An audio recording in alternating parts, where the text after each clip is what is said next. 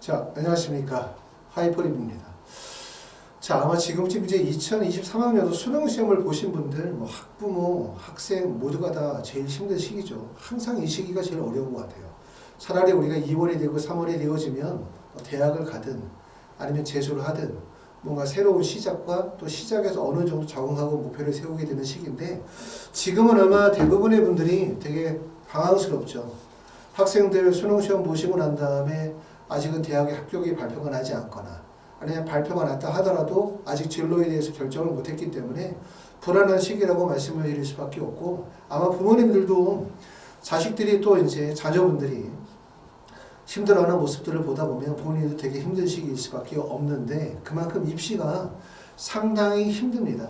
힘들고 또 모든 것이 다 뜻대로돼도 사실 제일 안 되는 게 결국 학생들 또 자녀분들의 대학 입시잖아요. 그만큼 입시가 힘들고 어려울 수밖에 없는데 곧 이 시간이 지나갈 겁니다. 그리고 잘 될 겁니다. 여러분들이 기대하는 것만큼 충분히 잘 될 것 같고, 마음의 여유를 조금 더 가지시면서 생각해 볼 필요가 있어요.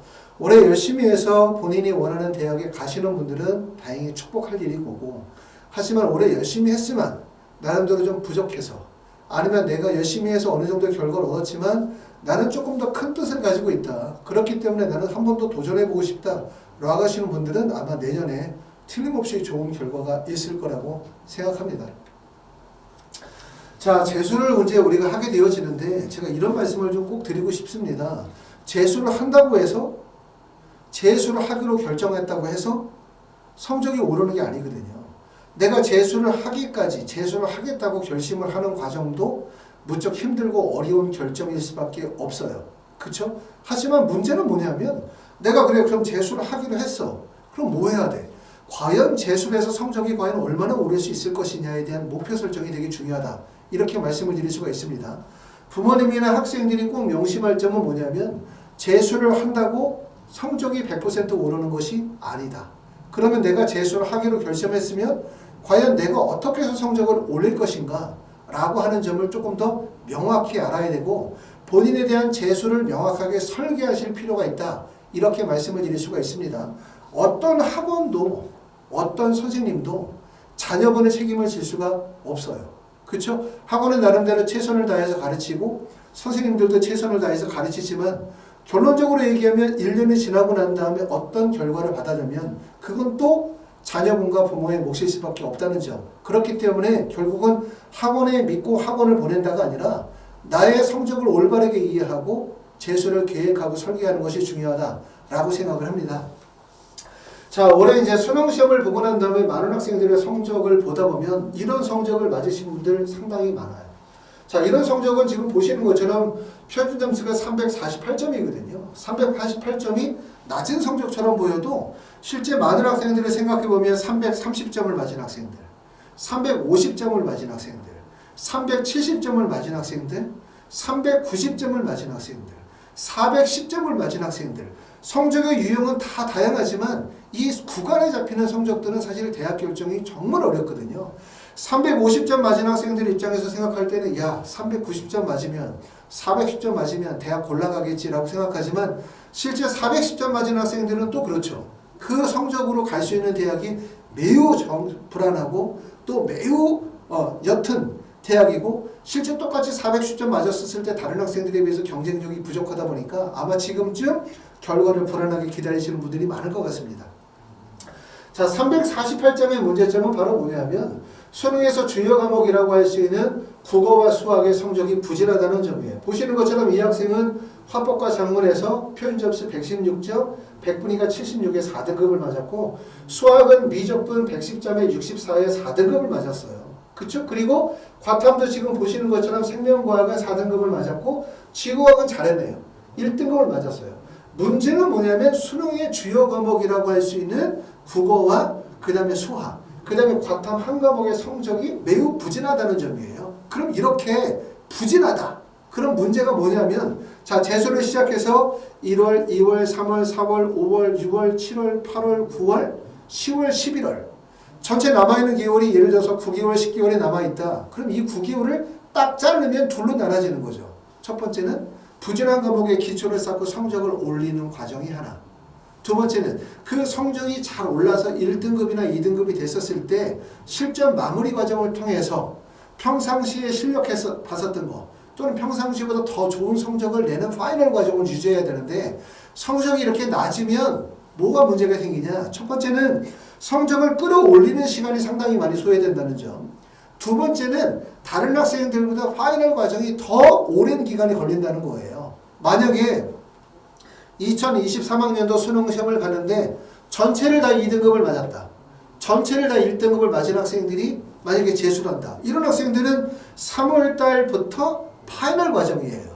마무리 과정일 거고 빈틈을 채우는 과정일 거예요. 하지만 이렇게 등급이 떨어지게 되어지면 무슨 문제가 생기냐면 결국은 3월부터 6월이나 7월달까지 빨리 기초를 쌓아야 돼요. 기초를 마련해야 되죠. 근데 기초를 마련해야 되는데 이런 등급대는 학생의 노력만으로 결코 되지 않는다. 부모님들은 이렇게 생각하죠. 야, 공부는 네가 하는 거야.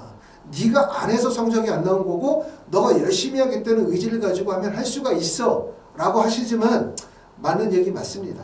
하지만 또 하나의 문제는 공부는 의지만으로 되지 않아요. 왜? 시간이 정해져 있다는 거예요. 그 시간 안에 어떻게 효율성을 발생시키고 시간 안에 어떻게 점수를 끌어올리냐에 대한 부분이 중요한 거고 이게 바로 입시라는 거죠. 그렇기 때문에 성적이 이렇게 낮은 학생들 같은 경우는 어떻게 해야 되냐. 초기에 취약한 과목에 대해서 집중적인 보완 과정이 이루어져야 되고 그 보완 과정에서는 결국은 학생의 예습과 복습과 같은 철저한 학습뿐만 아니라 선생님의 코칭이 1대1로 반드시 필요하다. 이렇게 말씀을 드릴 수가 있습니다. 자, 두 번째 사례 한번 보게 되어지면 아까의 학생들에 비해서는 좀 낮죠.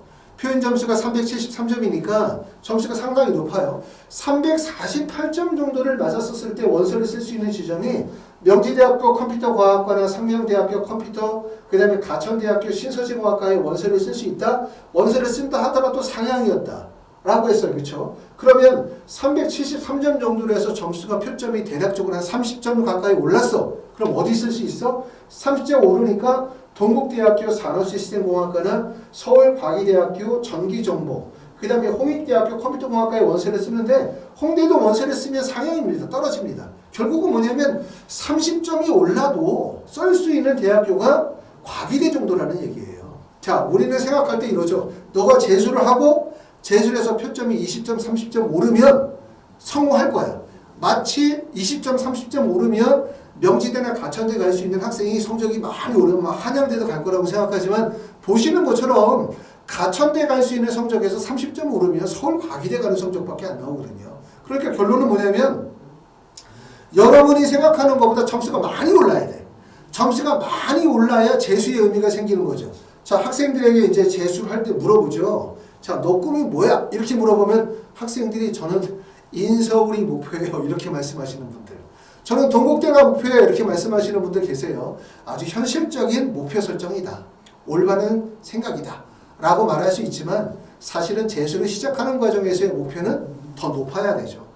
자, 너가 산을 바라보면서 너는 산 어디까지 가고 싶어? 라고 할 때 저는 산의 중턱까지만 가고 싶어요. 라고 한다면 아마 산을 오르자마자 지칠 겁니다. 그러지 않고 나는 산의 꼭대기까지 가보고 싶어요. 어렵다는 건 알지만 나는 끝까지 가보고 싶어요. 라고 했었을 때 산의 정상까지 도달할 수 있는 거죠. 그렇기 때문에 내가 설령 내신 등급이 또는 설령 모의고사 성적이 4등급을 맞았다 하더라도 나는 목표가 어디야? 서울대를 가고 싶어. 연고대를 가고 싶어. 의대를 가고 싶어. 이게 목표가 돼야 되는 거죠. 작년에 수능 시험 못 봤다고 해서 그 수능 성적이 올해 수능 성적에 반영이 되는 거 아니잖아요. 그렇죠? 작년 수능 시험 못 본 거 아무 의미 없잖아요. 올해 열심히 해서 잘 보면 되는 거죠. 하지만 중요한 점은 뭐냐면 30점이 올라간다 하더라도 성적이 올라갈 수 있는 그 성적으로 갈 수 있는 대학이 매우 제한적이라는 점을 알아두실 필요가 있고 특히 이러한 성적이 가지고 있는 문제점 아마 많은 분들 영상을 보시는 분들이 이 성적을 보면 우리 아이의 성적이고 내 성적이거든요. 수학 시험은 잘 봤는데 국어를 못 봤어. 국어를 잘 봤는데 수학을 못 봤어. 이런 성적이 가지고 있는 학생의 문제점은 뭐냐면 이런 성적으로 학교식 프로그램 일반적으로 학교처럼 모든 학생들이 획일화되어진 수업을 듣는 재수 프로그램을 선택하게 되어지면 결국은 잘하는 과목보다 못하는 과목에 좀 더 많은 시간을 투자해야 그리고 못하는 과목의 성적이 빨리 올라야 그래야 전체적인 밸런스를 유지하게 되고 그래야 고득점이 가능한데 결국은 부진한 과목에 대한 해소가 이루어지지 못하다 보니 6월이나 9월이 되어져도 취약 과목이 여전히 이 상태인 경우, 이런 학생들이 다시 이제 재수를 해서 다시 만나게 되면 똑같은 성적의 구조를 가지고 있는 경우들이 매우 많다. 이런 점이에요. 그렇기 때문에 아까 말씀드렸던 것처럼 성적이 부진한 학생, 두 번째는 이렇게 밸런스가 무너진 학생들 같은 경우는 재수의 초기에서 뭐가 필요하다? 학생 맞춤형 전략과 재수에 대한 설계가 반드시 필요하다. 이렇게 말씀을 드릴 수 있습니다. 자, 우리가 재수를 할 때 꼭 생각해야 되는 게 세 가지가 있을 거라고 생각해요. 저는 첫 번째는 뭐냐면 2023 수능 성적에 대한 분석과 개선 방향에 대한 걸 꼭 생각해야 되죠. 말씀을 드렸었던 것처럼 자, 힘들게 재수했으니까 용기 내서 열심히 해봐. 아빠는 너를 믿어. 잘할 수 있어.